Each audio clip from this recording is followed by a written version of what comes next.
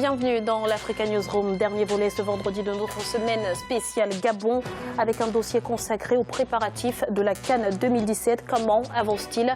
Élément de réponse au cours de cette émission. Au sommaire également, le chef du gouvernement tunisien Habib Essid, sous pression depuis quelques semaines, a officiellement demandé ce mercredi un vote de confiance du Parlement. Il devrait avoir lieu le 30 juillet. Et puis l'armée de résistance du Seigneur a enlevé 344 personnes en République centrafricaine durant le premier semestre 2016. État des lieux de la situation sécuritaire dans ce pays dans quelques instants.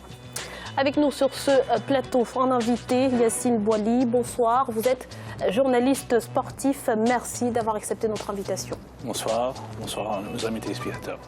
Sans oublier nos fidèles éditorialistes, Gracien Rukindlikiza. Bonsoir Gracien. Bonsoir Graziella, bonsoir à tous. Et Jean-François Akandi. Bonsoir Jean-François. Bonsoir Graziella. Tout de suite, c'est l'info du jour.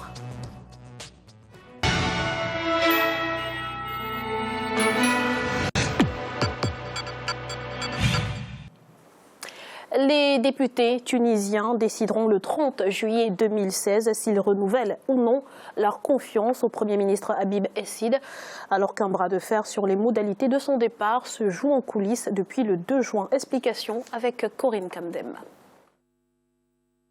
Le Premier ministre tunisien Habib Essid a demandé un vote de confiance au Parlement ce mercredi 20 juillet. Cette requête intervient une semaine après la signature de l'accord de Carthage au palais présidentiel en son absence. Accord souhaité par le président Béji Caïd Essebsi et qui devrait ouvrir la voie à la formation d'un gouvernement d'union nationale. Selon la constitution tunisienne, si ce vote de confiance n'est pas renouvelé, son gouvernement sera de fait considéré comme démissionnaire. Il existe 4 scénarios pour le départ d'un chef du gouvernement. Démission, vote de confiance, motion de censure ou alors le président de la République demande à ce que la confiance du Parlement soit révisée. La première est inexistante pour moi. Je ne suis pas un soldat qui déserte le terrain de bataille. J'ai donc choisi la deuxième, qui est la moins compliquée des 3 autres. Ceux qui disent que mon choix est alimenté par mon envie de rester encore plus au palais de la Casbah ne connaissent vraiment pas Habib Essid. Selon certains observateurs, l'issue de ce vote serait déjà connue d'avance. En effet, Hatem Ferjani, député de Nida Tounes, a déclaré que son groupe parlementaire ne renouvellera pas sa confiance envers Habib Essid. Étant donné que cette position est également valable pour tous les partis qui ont, comme Nida Tounes, signé l'accord de Carthage, 85% des sièges au Parlement seraient donc favorables à son départ. La plupart des partis sont pour son départ. La manière de faire du Premier ministre sortant est un sursaut d'honneur pour un peu répondre à cette façon d'être congédié sans que ça soit vraiment clairement dit. Le résultat est connu d'avance, son départ est souhaité, mais lui, il se positionne pour l'avenir et il veut marquer le coup pour annoncer cette sortie à la tête du gouvernement. Jeudi 21 juillet, à l'issue de la réunion du bureau de l'Assemblée des représentants du peuple, le président du Parlement, Mohamed Ennasser, a annoncé que la séance plénière consacrée au renouvellement du vote de confiance au gouvernement de Habib Essid se tiendra le samedi 30 juillet prochain. Le chef du gouvernement devra obtenir un minimum de 109 voix au Parlement pour conserver son cabinet. Jean-François, le départ de Habib Essid semble être acquis depuis plusieurs semaines. Est-ce que ce vote de confiance est son dernier recours finalement ? C'est un dernier recours, mais c'est un acte essentiellement politique dans le contexte tunisien actuel. D'ailleurs, l'un des spécialistes qui a parlé l'a très bien expliqué. Manifestement, il y a une coalition à l'Assemblée contre son maintien au gouvernement, donc la confiance ne sera pas votée, plutôt la défiance sera votée. Mais je pense que compte tenu de la configuration des choses, là, ce qui se joue, c'est un bras de fer à la fois politique, idéologique, entre le Premier ministre et le Président. Puisqu'il aurait pu, le Président a exprimé sa défiance, il aurait pu simplement démissionner, puisqu'il a la possibilité de démissionner. Il a refusé cette voie-là, et quand bien même il sait très bien que le vote qui va venir est un vote de défiance, il veut quand même y aller. Je pense qu'il veut y aller pour marquer le coup, et le discours qu'il prononcera à cette occasion sera extrêmement important. Il faudra le suivre. C'est un acte d'avenir, en tout cas de préparation de l'avenir de son point de vue. Est-ce qu'il réussira? Je n'en suis pas sûr. Alors Gracie, on a vu dans le reportage que de nombreux acteurs politiques sont contre son maintien au pouvoir, ce qui nous amène à se poser la question de son bilan à la tête du gouvernement tunisien. Quel est-il? Bon, son bilan d'abord, on va dire au niveau sécuritaire, c'est qu'au niveau du pays, il y a des problèmes de sécurité. Mais toujours, c'est le chef, disons, qui assume les responsabilités. Il y a eu beaucoup de problèmes de sécurité. Il y a des problèmes aussi d'organisation, disons, des corps de sécurité. Et il y a aussi des problèmes d'économie. On peut imputer à son Premier ministre les problèmes d'économie, mais aussi ce sont des problèmes qui sont dus à l'insécurité qui règne dans le pays. Mais il doit toujours en assumer les conséquences. Il y a des choix politiques qu'il doit assumer, disons, des mauvais choix, et il doit donc en tirer les conséquences. Surtout que si on est chef de l'équipe, si l'équipe perd, le capitaine de l'équipe il est responsable de ce qui est arrivé, donc c'est ce qui arrive. Comme c'est un régime parlementaire, le président, ce n'est pas lui qui assume les conséquences de ce qui se passe dans le pays, c'est le Premier ministre, donc c'est le verrou qui doit sauter. Yacine, vous partagez ce point de vue, c'est un bilan généralement, globalement négatif? Quand on voit aujourd'hui la situation de la Tunisie, je pense que moi je ne dirais pas que c'est négatif parce que quand même depuis quelques mois on ressent une certaine stabilité sur le plan sécuritaire en Tunisie. Il faut savoir aussi que dans cette région qui est très sensible, on sait ce qui se passe en Libye, parce qu'il ne faut pas nier la donne, mais je pense que c'est une redistribution des cartes dans la région. Cette décision de nommer un nouveau Premier ministre, pour moi, je pense que le président de la République, Sepsi, essaye de gagner du temps. Donc au lieu c'est lui qui saute, c'est le Premier ministre qui va sauter. Et quand on voit les décisions qui sont prises par les grands partis en Tunisie, à l'image de Nahda ou le bloc républicain ou le NIDA, donc c'est-à-dire son départ est acté, ça va être à nouveau, ils sont en train de gagner du temps. Mais je pense que les décisions viennent d'ailleurs pour remettre les choses. François, vous ne semblez pas d'accord? Si, je suis d'accord avec ce qui a été dit. Je voudrais ajouter un autre élément qui, à mon avis, joue beaucoup dans le contexte tunisien. Il y a un procès en incompétence contre ce gouvernement et son chef depuis quelque temps, y compris dans la presse tunisienne. Et je pense qu'il y a une sorte de bashing qui fonctionne, qui a très bien fonctionné sur le thème. Ce gouvernement n'est pas compétent, il ne résout pas les problèmes, il ne sait pas les traiter, donc il faut les changer. Voilà. Moi, tous ces partis politiques ont cautionné ce gouvernement et il y a des décisions qui ont été prises. Et puis on est dans un jeu de coalition. N'oublions pas que ce gouvernement est un gouvernement de coalition. Et donc il y a des calculs politiques des uns et des autres dans un gouvernement de coalition. Les enjeux politiques qui ne viennent pas uniquement de la Tunisie, parce qu'il faut savoir ce qui se passe autour aussi. Voilà, justement, face aux critiques et à la crise économique, sociale en Tunisie, le président avait déclaré le 2 juin être favorable à un projet de gouvernement d'union nationale élargi au patronat et à la centrale syndicale UGTT. Où en est-on, Jean-François? On est très avancé. C'est bien la raison de la crise d'aujourd'hui. C'est parce qu'il y a un accord pour aller vers ce type de gouvernement-là, pour assurer une forme de paix sociale. Parce que l'objectif du gouvernement d'union nationale, ailleurs, quand on parle de gouvernement d'union nationale, c'est à destination des partis politiques. Là, c'est la société qui rentre dans le gouvernement à travers notamment les syndicats et le patronat. Et ce que l'on recherche, ce que recherche le président Sepsi, c'est d'avoir une paix sociale quand la situation sécuritaire dans le pays est assez compromis. Il ne faut pas rajouter du feu au feu. Et je pense que là, comme disait notre ami, le Premier ministre essaie de gagner du temps, mais de toute façon, ce gouvernement d'union nationale sera fait. Aujourd'hui, les tractations, les négociations, c'est un secret de polichinelle, mais comme c'est pas sorti, on n'a pas le droit d'en parler, n'est-ce pas? Donc. Merci Jean-François. Dans l'actualité également, c'est le bilan semestriel le plus élevé depuis 2010. L'armée de résistance du Seigneur a enlevé 344 personnes en République centrafricaine durant le premier semestre de cette année. Un bilan sécuritaire avec Amira Benjabala Jean-Pierre. La rébellion de l'armée du Seigneur, créée en 1987 en vue de renverser le président ougandais Yoweri Museveni, a enlevé près de 350 personnes en Centrafrique au premier semestre 2016.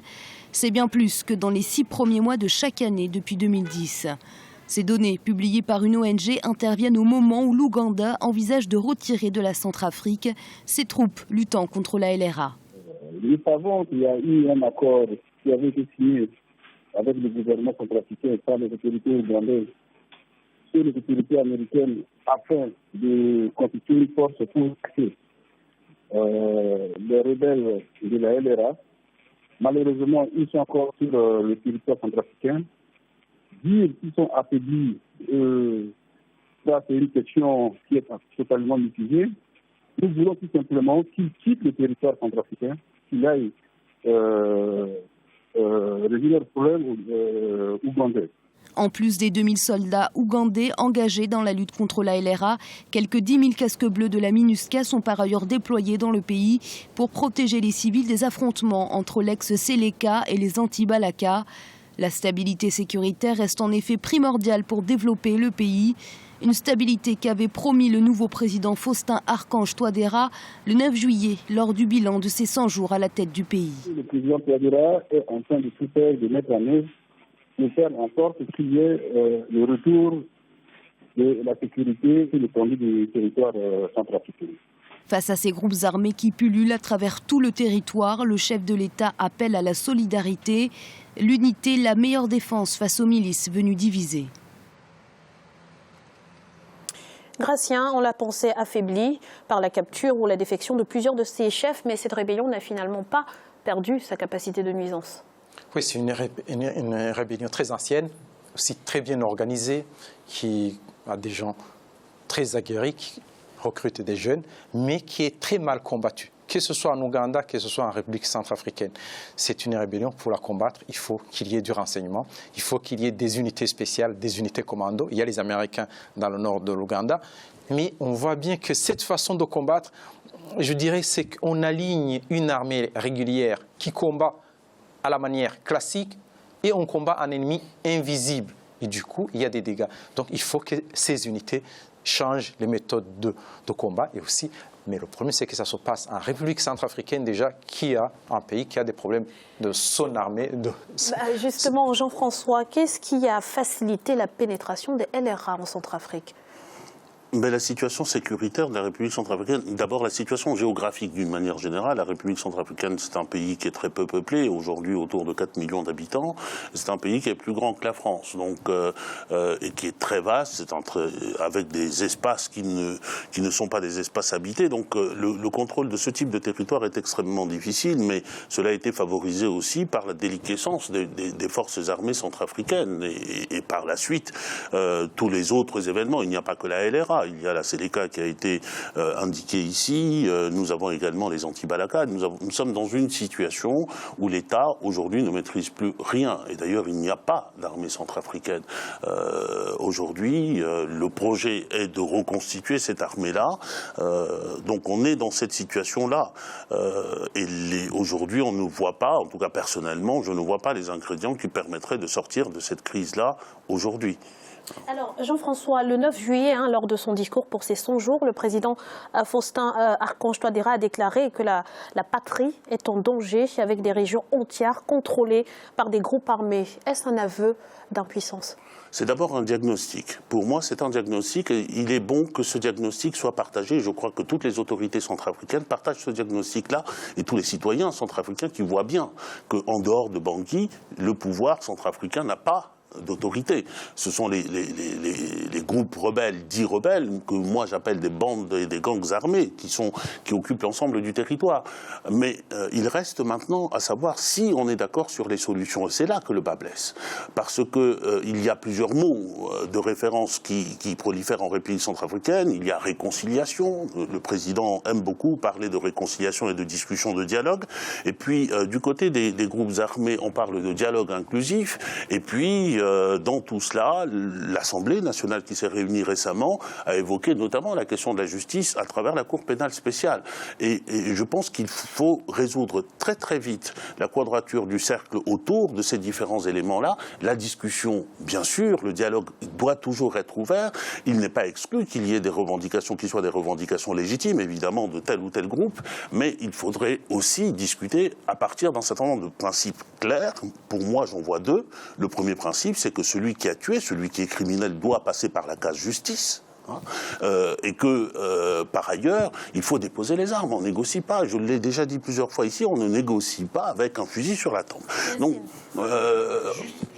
quelque chose qui est très important, parce qu'on parle de l'Afrique, ce pays, quel est le rôle joué par l'organisation de l'Union africaine pour apporter cette stabilité dont a besoin la Centrafrique, quand on voit aujourd'hui que des voix s'élèvent pour dire que dans ce pays, les forces multinationales ne font pas leur travail pour protéger assez les civils. Donc, parce que la première concernée, c'est l'organisation de l'unité africaine. C'est elle qui devrait prendre en charge le problème de ce pays, même pour arriver à une réconciliation, on sait. C'est-à-dire qui est un pays très sensible et stratégiquement aussi, la richesse de ce pays pourrait aussi être le grand souci majeur pour arriver à un cessez-le-feu. D'ailleurs, récemment, j'ai discuté juste parce que c'est très important, parce que le sport aussi peut apporter énormément de choses, parce que la Centrafrique est sur le point de réaliser un exploit, une qualification historique à une phase finale de Coupe d'Afrique. Ça pourrait être l'exemple de la Côte d'Ivoire via les Drogba et compagnie qui ont pu, via le football, apporter quelque chose, appeler à la paix dans ce pays, peut-être l'équipe nationale de la Centrafrique. Oui, le problème de ce pays, c'est que l'Union africaine ne s'est jamais mêlée des affaires de ce pays. On a vu, quand il y a eu des problèmes, on a vu la France, l'armée française qui était là. Avant, il y avait l'armée sud-africaine, l'armée française. Après, on a parlé de la MINUSCA. Donc, l'armée des Nations Unies, mais pratiquement qui est inopérante. Il y a une grande différence quand on voit, par exemple, l'armée de l'Union africaine, les armées qui interviennent au nom de l'Union africaine, notamment en Somalie, avec la MISOM, sont des armées combatives qui vont au combat, qui combattent un ennemi. Mais là, quand on ramène un Européen combattre en Afrique, quand on ça dépend prend un Africain, la mission définie par les Nations Unies et la mission définie par l'Union africaine. Les deux missions sont bien différentes. En Centrafrique, le problème, c'est qu'il y a eu l'Union africaine ne s'est pas occupée de la question. Ce n'est pas une panacée. De mon point de vue, il suffit juste de regarder juste à côté, au Soudan du Sud, l'Union africaine. Notre problème, ce sont nos cadres de réflexion et nos cadres de pensée de ce type de problème. Il faut, en République centrafricaine, retourner à la réalité des 20 dernières années. On comprendra que les solutions, y compris de l'Union africaine, n'ont pas permis de sortir du tourbillon et de continuer à creuser le trou. Donc il faut trouver une voie. Jean-François, nous allons à présent marquer une courte pause. On se retrouve dans quelques instants pour la suite de l'Africa Newsroom. À tout de suite.